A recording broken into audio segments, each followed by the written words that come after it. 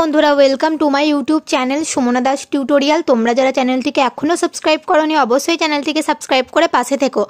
আজ তোমাদের সাথে আলোচনা করব তোমরা যারা 2024-এ ক্লাস 7-এ উঠবে তোমাদের প্রথম ইউনিট টেস্ট বাংলাতে কোন কোন ইউনিটগুলো তোমাদের পরীক্ষা হবে সমস্তটাই আমি তোমাদের বলে দেব। কীরকম প্রশ্ন আসবে, কোন চ্যাপ্টার থেকে, কোন গদ্য বা কোন কবিতা থেকে কত নম্বর আসবে সমস্তটাই আজকে এই ভিডিওর মাধ্যমে বলে দেব এবং শেষে তোমাদের সাজেশান দিয়ে দেব। তো তোমরা শেষ পর্যন্ত পুরো ভিডিওটা দেখো।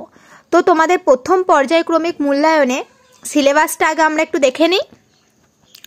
তোমাদের গদ্য থেকে কি কি হবে তোমরা দেখে নাও। গদ্য থেকে তোমাদের হবে পাগলা গণেশ, আত্মকথা, খোকনের প্রথম ছবি এবং কুতুব মিনারের কথা। পরে কবিতা থেকে কি কি হবে প্রথম ইউনিটে তোমরা দেখে নাও। ছন্দে শুধু কান রাখো, বঙ্গভূমির প্রতি, 21-এর কবিতা এবং আঁকা লেখা। মাকু থেকে হবে প্রথম ও দ্বিতীয় অধ্যায়। ব্যাকরণ হবে বাংলা ভাষার শব্দ। এই হলো তোমাদের পুরো সিলেবাসটা, তোমরা দেখে নাও। গদ্য, কবিতা, মাকু, ব্যাকরণ থেকে কি কি হবে। এরপর আসি প্রশ্নপত্রটি তোমাদের কেমন থাকবে দেখে নাও। গদ্য থেকে তোমাদের একটা এমসিকিউ, একটা শর্ট কোয়েশ্চেন আর 2 নম্বরের একটা আসবে, মোট 4 নম্বর। পদ্য অর্থাৎ কবিতা থেকে তোমাদের একটা এমসিকিউ, একটা শর্ট কোয়েশ্চেন, একটা 2 নম্বরের, মোট 4 নম্বর। ব্যাকরণ থেকে তোমাদের 2টো এমসিকিউ, 3টে শর্ট কোয়েশ্চেন, মোট 5 নম্বর। সহায়ক পাঠ থেকে তোমাদের 2টো শর্ট কোয়েশ্চেন আসবে, টোটাল 2 নম্বর দিয়ে তোমাদের টোটাল ফার্স্ট ইউনিট টেস্ট পরীক্ষা হবে 15 নম্বরের। চলো এবার সাজেশানটি আমরা দেখে নিই। প্রথমে কি রয়েছে একের দাগের, ঠিক উত্তরটি বেছে নিয়ে লেখো যে কোনো একটি। এটা তোমাদের গল্প থেকে। প্রথমে কি রয়েছে একের দাগের, খোকন একদিন সত্যি সত্যি এঁকে ফেলল কি, ইউক্যালিপটাস। 2 নম্বর রয়েছে পাগলা গণেশ গল্পে মৃত্যুঞ্জয় টনিক আবিষ্কার হয়েছিল কত সালে, উত্তর হবে 3439।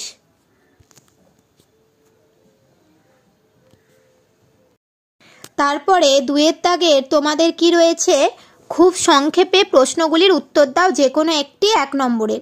প্রথমে কি আছে, কি কি দিয়ে শিল্পী রামকিঙ্কর রঙের প্রয়োজন মেটাতেন, উত্তরটা দেখে নিই। গাছের পাতার রস, বাটনা বাটা শিলের হলুদ, মেয়েদের পায়ের আলতা ও মুড়ি ভাজা খোলার চাচা ভূষোখালি দিয়ে শিল্পী রামকিঙ্কর রঙের প্রয়োজন মেটাতেন। 2-এর দাগের কি হবে, কুতুব মিনার নামটি কার নামানুসারে রাখা হয়েছে এবং কেন। চলো দেখে নিই। কুতুবউদ্দিন আইবকের নামে কুতুব মিনার নামকরণ করা হয় কারণ উনি এই মিনারটি তৈরি করার পরিকল্পনা করেন। পরের প্রশ্ন কি আছে দেখো, কার সৌজন্যে রামকিঙ্করের সাথে শান্তিনিকেতনে যোগাযোগ হয়, রামানন্দ চট্টোপাধ্যায়ের সৌজন্যে রামকিঙ্করের সাথে শান্তিনিকেতনের যোগাযোগ হয়। তারপর 3-এর দাগে কি রয়েছে দেখে নাও। 3-এর দাগে রয়েছে নিচের প্রশ্নটির উত্তর দাও যে কোনো একটি 2 নম্বর রয়েছে। প্রশ্নটি কি রয়েছে দেখো, ও মশাই এমন বিকট শব্দ করছেন কেন, কার উদ্দেশ্যে কারা একথা বলেছিল, কোন কাজকে তারা বিকট শব্দ মনে করেছিল। উত্তরটা দেখো, একদিন সন্ধ্যাবেলা গণেশ গলা ছেড়ে গান গাইছিল, সেই সময় 2টো পাখাওয়ালা লোক লাসা থেকে ইসলামাবাদ যেতে যেতে নেমে এসে গণেশকে রীতিমতো ধমক দিয়ে এই কথা বলেছিল। গণেশের গলা ছেড়ে গান গাওয়াকেই তারা বিকট শব্দ বলে মনে করেছিল। 2 নম্বরে কি রয়েছে, মূর্তি গড়ার ইতিহাসও খুব মজার, কোন ব্যাপারটি কেন মজার। ছেলেবেলা থেকেই মূর্তি গড়ার প্রতি রামকিঙ্করের বেশ টান ছিল, এ ব্যাপারে তার উৎসাহ জেগেছিল বাড়ির পাশের কুমোরপাড়া থেকে। এ প্রসঙ্গে নিজের মূর্তি গড়ার যে মজার কথা তিনি জানিয়েছেন তা হলো তাদের বাড়ির সামনে রাস্তা লাল মোড়ামে ঢাকা থাকতো। একদিন তিনি দেখলেন হঠাৎ বৃষ্টির পরে উপরের মোড়াম ধুয়ে রাস্তায় নীল রঙের মাটি বেরিয়ে এসেছে। সেই মাটি খাবলে তুলে তিনি নানা রকম পুতুল তৈরি করেছিলেন। পরে কি রয়েছে, মিনারটি গঠনে হিন্দু মুসলিম সাংস্কৃতিক মিলনের চেহারাটি কিভাবে ধরা পড়েছে তা লেখো। কুতুব মিনারের গায়ে বাঁশি ও কোণের উপর দিয়ে সমস্ত মিনারটিকে কোমরবন্ধের মতো ঘিরে রয়েছে সারি সারি লতা পাতা, ফুলের মালা, চক্রের নকশা। এর সঙ্গে মিশিয়ে দেওয়া হয়েছে এক সারি অন্তর অন্তর আরবি লেখার সারি। এভাবে সমগ্র শিল্পকর্মে হিন্দু ও মুসলিম সাংস্কৃতিক মিলনের চেহারা ধরা পড়ে। পরে 4 দাগে কি রয়েছে, সঠিক উত্তরটি বেছে নিয়ে লেখো যে কোনো একটি। এবার তোমাদের কবিতা থেকে আসছি। কি 21-এর কবিতায় 21 বলতে বোঝায় কি হবে উত্তর, 21শে ফেব্রুয়ারি। 2 নম্বর রয়েছে, কবিকে নীল রংটি ধার দিতে চায় কে, মাছরাঙা। তারপর 5-এর দাগে রয়েছে, খুব সংক্ষেপে প্রশ্নগুলির উত্তর দাও, যে কোনো একটি 1 নম্বর রয়েছে। এগুলো তোমাদের কবিতা থেকে শর্ট কোয়েশ্চেন। দাগের 1, পদ্য লেখা সহজ নয়। পদ্য লেখা কখন সহজ হবে বলে কবি মনে করেন? জীবন ছন্দময়, জীবনের সেই ছন্দে কান দিতে হবে, মন দিতে হবে। জীবনের ছন্দ সঠিকভাবে অনুভব করতে পারলে জীবন পদ্যময় হয়ে উঠবে, আর তখনই পদ্য লেখা সহজ হবে বলে কবি মনে করেন। তারপর একটা তোমরা করে রেখে দিও ভালো করে, মাই নেটিভ ল্যান্ড গুড নাইট। এটি কার উক্তি? বাইরন। দেখে নাও। তারপরের প্রশ্নটা কি রয়েছে, মিনতি করি পদে কবি কার কাছে কি প্রার্থনা জানিয়েছেন? কবি তার দেশমাতার কাছে প্রার্থনা জানিয়েছেন। তিনি প্রার্থনা জানিয়েছেন যেন দেশমাতা তাকে মনে রাখেন। পরের প্রশ্ন, আমার জীব অসাড় হয়ে যায়, একথা বলার কারণ কি? কবি রবীন্দ্রনাথ ঠাকুর বলেছিলেন, মাতৃভাষা মাতৃদুগ্ধ সম। সেই ভাষায় কথা বলতে না পারলে কবি কষ্ট পান, সেই জন্য তিনি বোঝাতে চেয়েছেন তার জীব যেন অসাড় হয়ে যায়। এরপর রয়েছে 6-এর দাগের। তো প্রশ্নগুলো তোমরা খুব ভালোভাবে মুখস্থ করে নিও।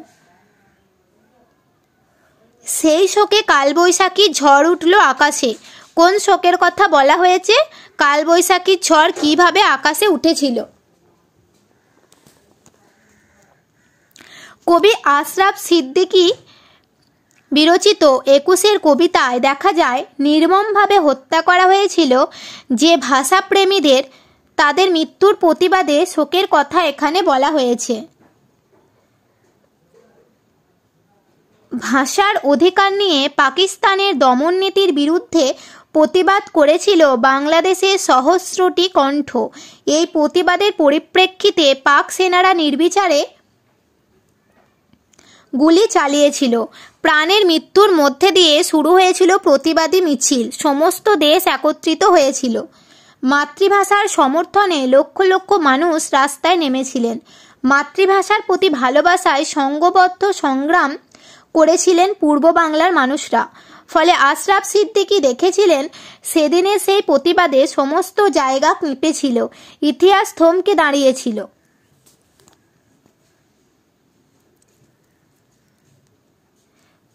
পরের প্রশ্ন কি রয়েছে, কেউ লেখেনি আর কোথাও। কোন লেখার কথা এখানে বলা হয়েছে? উত্তরটা দেখো, নদীর স্রোতের চলাচলের যে ছন্দ লুকিয়ে আছে সেই ছন্দ অন্য কারো নেই।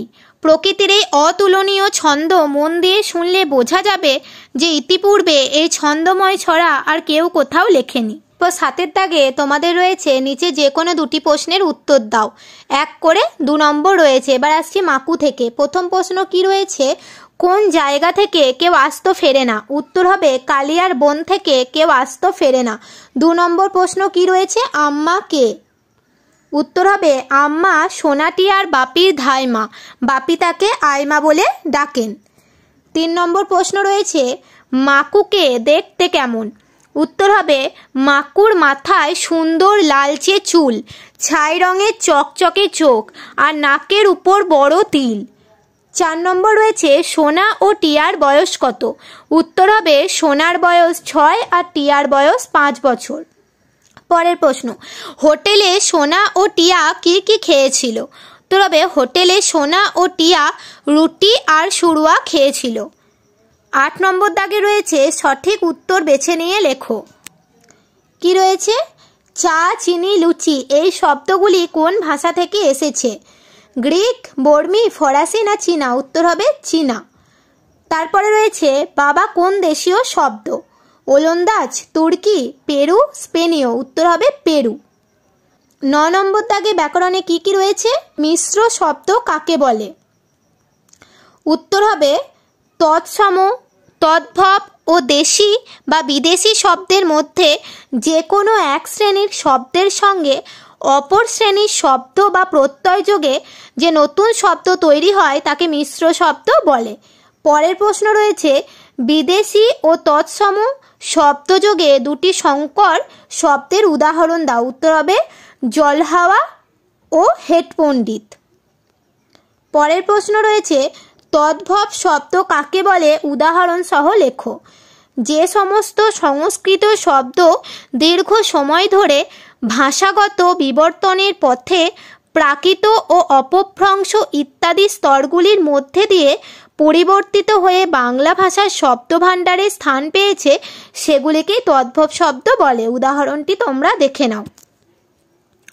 তো এই ছিল তোমাদের আজকে ক্লাস 7-এর বাংলার প্রথম ইউনিট টেস্টের সাজেশান। তোমরা এই প্রশ্নগুলি এখান থেকে খুব ভালোভাবে করে নিও এবং তোমাদের নম্বর বিভাজন প্রথম ইউনিটে কোথা থেকে কত নম্বর আসবে সমস্তটাই আমি তোমাদের বলে দিলাম, তোমরা দেখে নাও। তোমাদের সিলেবাসও বলে দিয়েছি। পরবর্তী অন্যান্য বিষয়ে সাজেশান পেতে আমার চ্যানেলটিকে অবশ্যই সাবস্ক্রাইব করে পাশে থেকো। আজকের ভিডিও এই পর্যন্তই। তোমরা অবশ্যই তোমাদের বন্ধুদের সাথে ভিডিওটি শেয়ার করে দিও।